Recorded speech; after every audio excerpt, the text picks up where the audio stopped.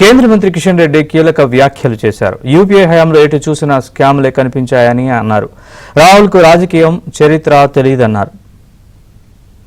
గౌరవ ప్రధానమంత్రి శ్రీ నరేంద్ర మోడీ గారి నేతృత్వంలో గత 11 సంవత్సరాలుగా ఒక సమర్థవంతమైనటువంటి నాయకత్వాన్ని దేశానికి ఇవ్వడం జరిగింది. ఒక నీతివంతమైనటువంటి నాయకత్వాన్ని దేశానికి ఇవ్వడం జరిగింది.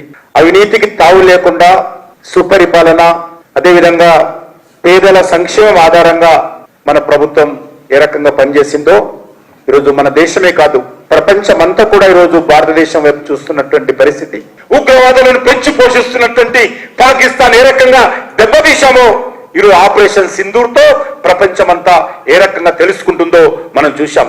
యూపీఏ కాంగ్రెస్ పార్టీ హయాంలో ఏ రకంగా సోనియా గాంధీ నేతృత్వంలో మన్మోహన్ సింగ్ గారు ప్రధానమంత్రిగా ఉన్నప్పుడు ఏ రకంగా కుంభకోణాలు జరిగాయో, లక్షలాది కోట్ల ప్రజాధనాన్ని ఏ రకంగా దోపిడీ చేసిందో కాంగ్రెస్ పార్టీ మనకు తెలుసు.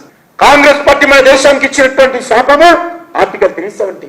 వాళ్ళ వారసత్వమే, వాళ్ళ యొక్క చేతగాని తరము, వాళ్ళ యొక్క పలుకులు పాకిస్తాన్ అనుకూల విధానం కారణంగా ఈ రోజు వరకు కూడా భారతదేశము ఈ ఉగ్రవాద కార్యక్రమాలు భరిస్తున్నటువంటి విషయాన్ని మనం గుర్తుపెట్టుకోవాల్సినటువంటి అవసరం ఉంది. ఇక తెలంగాణలో కుటుంబ డ్రామా నడుస్తోందని కిషన్ రెడ్డి విమర్శలు సంధించారు. దోచుకున్న సొమ్ము కోసమే కేసీఆర్ ఫ్యామిలీలో గొడవలు జరుగుతున్నాయని చెప్పారు. ఈరోజు తెలంగాణలో కూడా ఏ రకంగా ఈ యొక్క తెలంగాణ రాష్ట్రాన్ని మనం రక్షించుకోవాలో ఆలోచన చేయాల్సినటువంటి అవసరం ఉంది. ఈరోజు తెలంగాణను కాంగ్రెస్ పార్టీ, అంతకుముందు బీఆర్ఎస్ పార్టీ, ఈ 2 పార్టీలు కలిసి తెలంగాణను ఆర్థిక సంక్షోభంలో నెట్టేశాయి. ఈ 2 ప్రభుత్వాలు కూడా ఈరోజు 10 లక్షల కోట్ల రూపాయలు తెలంగాణ అప్పున్నది. కనుచూపు మేరలో తెలంగాణ ముందుకెళ్లే పరిస్థితి లేదు. వీళ్ళు మాట్లాడుతున్నంత మాత్రాన మాటలు కోటలు దాడుతున్నాయి తప్ప అది రేవంత్ రెడ్డి గారిని, అంతకుముందు కేసీఆర్ గారు. తెలంగాణ రాష్ట్రానికి భవిష్యత్తు లేదు. ఈ తెలంగాణ రాష్ట్రంలో భవిష్యత్తు రావాలంటే తెలంగాణలో డబుల్ ఇంజిన్ సర్కారు తప్ప మరో ప్రత్యామ్నాయమైన విషయాన్ని మనం చెప్పాల్సిన అవసరం. బీఆర్ఎస్ పార్టీ ఒక ఆర్గనైజ్డ్ వేలో అవినీతి కేంద్రీకృతంగా ఉండేది. కానీ కాంగ్రెస్ పార్టీ దాన్ని డీసెంట్రలైజ్ చేసి ఆ రోజు ఒకటే సెంటర్ ఉండేది. ఈ రోజు ఎవరికి దుకాణం వాళ్ళది.